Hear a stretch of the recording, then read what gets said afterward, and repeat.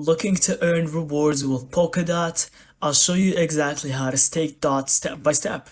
First, make sure you have some DOT in a wallet that supports staking. I recommend using Polkadot.js or a mobile wallet like Fearless Wallet.